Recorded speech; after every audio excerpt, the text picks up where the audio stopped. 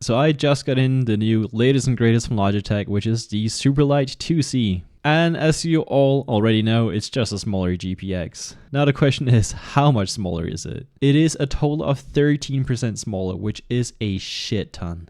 Whilst I do not have a GPX with me anymore, here's a size comparison to the Viper V3 Pro, which is pretty similar in size to the normal GPX 2. Here's a top view with the back aligned. Here's a short comparison with the Ninjutsu 10, which is very much inspired by the GPX 2. And here's a comparison from beneath. But before we even get into that, let's talk about pricing. 170 euros for this thing is absolutely insane. The Ninjutsu 10 Air, which comes in at 45 grams with great build quality, although not so good skates, comes in at $90 US. Heck, this thing almost makes Pulsar mice look affordable. If you convert Swiss francs to US dollars, I had to spend $240 US to have this thing shipped to my place, which is absolutely insane. At a similar size and shape as this 2C, but what I would call more safe and more viable for more hand sizes since it has more length, you could get 2 hit-scan Hyperlights with the 4K dongle for the price of the 2C. Of course, it depends on what country you live in, but this is the comparison I would make here for us Europeans. And so far from comparing these two, I would much rather spend half the amount of money for a hit-scan Hyperlight.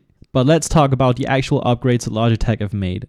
There are no longer plastic ridges around the skates which rub on your pad when you press into it. The skates are also more rounded and they actually feel good on most of my mouse pads from what I can tell so far. I have only just unboxed it and tested it on 10 of my different cloth pads, and so far they feel faster than core pads, faster than Vaxi skates or any other mouse that uses these 100% PTFE skates with adhesion pads, and they don't feel muddy when pressing into the pad on most of my cloth surfaces. I do not know how that changes over time, and you will have to wait for my full review on this thing to see if it changes. Some users have reported saying that the click feeling is incredibly different to the GPX2, although I cannot tell that from my unit so far. The clicks do indeed feel a tiny bit less heavy than the stock GPX2 switches, but they are still very tactile, very clicky, definitely heavier than 99% of all mice on the market, but they're still just as snappy, and I do like them because they prevent you from any sorts of misinputs. The coating is nice, it is not fully rubbery, it is not chalky, it is just a slightly rubbery coating which does feel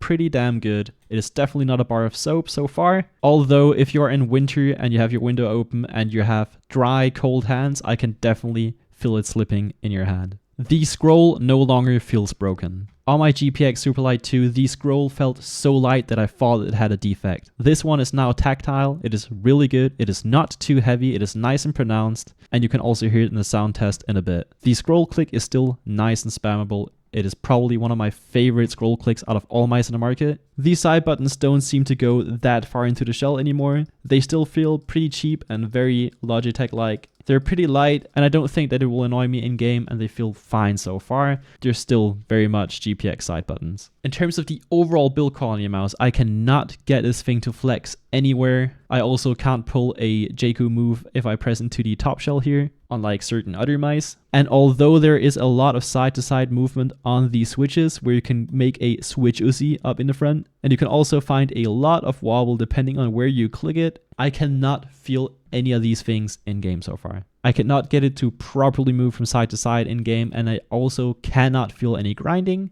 And at 51 grams, I definitely think that it feels light in terms of a Logitech mouse. It also works with Onboard Memory Manager out of the box, so I'll put a link down in the description below if you have this mouse and don't want to use Logitech G Hub. And let's get into the very most important thing, the shape. It pretty much feels like a downscaled GPX. I cannot feel like they made any adjustments, and I think that that's a bummer. For people like me with 19x10 hands, the way that I grip it with an aggressive claw, which I absolutely need to make, I cannot relax claw this thing, my fingers end up very far towards the front. And keep in mind, I have 19x10 hands, which is not that crazy big. My fingers end up here on this ridge, and the mouse curves in towards the front from here on. In my opinion, that is way too early for a mouse to curve in forwards. A lot of mice on the market that are on the smaller size, just like the Lamzu Maya for example, has a similar shape like this, where it's pretty wide and pretty short. From an objective standpoint, having a mouse that is a bit more thin and a bit longer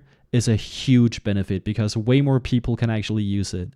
This does not make the mouse overall bigger, It just makes it much more viable for different types of hand sizes. There are people with longer fingers and there are people with shorter fingers, and having a mouse that is short and boxy just doesn't make too much sense in my opinion. Let's say 5mm extra and a lot more people would be able to use it, especially with relaxed claw grip. But since they made this mouse for small-handed people and especially the Asian market, I am simply not the actual target audience of this mouse. Keep in mind that this is an initial impressions video and I've not used it in-game for more than an hour, but so far from what I can tell, it is not really that comfortable for me with 19x10 aggressive claw, especially because of that bulbous side here towards the front. It just feels weird to put my finger up there, but I think it's something that I can get used to. But to be fair, I'm probably coping because I just spent over $230 on this thing. But if you have 18x10cm hands or smaller, you can use it with any type of grip. It is still a GPX. It is just smaller.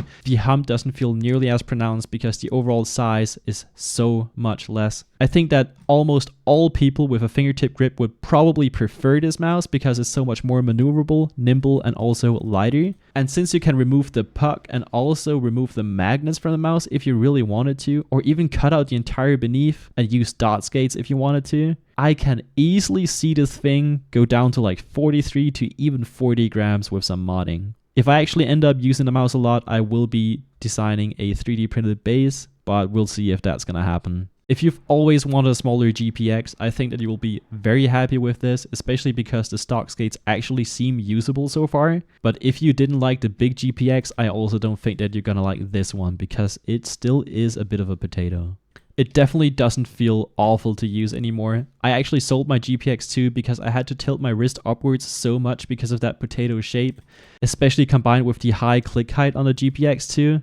It just felt awkward to use. It felt like I was using my mouse like this and not like this. And this feeling I cannot feel on the GPX2C so far. Is it a well-built mouse? Absolutely. Is it something that anybody with 18x10 hands and smaller could probably main? Yeah, I'd say so. Is it worth 170 euros? Absolutely fucking not. There are so many mice on the market that cost way less, that have at least as good of a coating or even better, lighter switches that are more spammable and not as tactile. Heck, for the same price you could get an orbital pathfinder and have infinite shapes. And it even weighs about the same. And if you're actually gonna buy it, please keep in mind that it is very short. It is an absolute mini version of the 2C, and I would say that it feels just as small as a Viper Mini, if not smaller. While on the Viper Mini, it doesn't feel awkward to hold up here towards the end of the mouse. It definitely does over here on the 2C because I feel like the shape actually ends up here where my thumb is already. But that's about it for today. Just initial impressions. And if you want to see the full review, definitely make sure to hit the subscribe and the notification bell to get notified for any upcoming videos. And if you were to ask me if I picked the Susanto or the 2C for now because they are so similar, especially when you look at them from beneath, I definitely picked the Susanto because the sides are so much more safe and more comfortable here towards the front because they don't have any sort of bulge. Although it's definitely not as maneuverable because there's more support in the back. But you'll get a full comparison in my review soon. But that's about it for today. Peace out.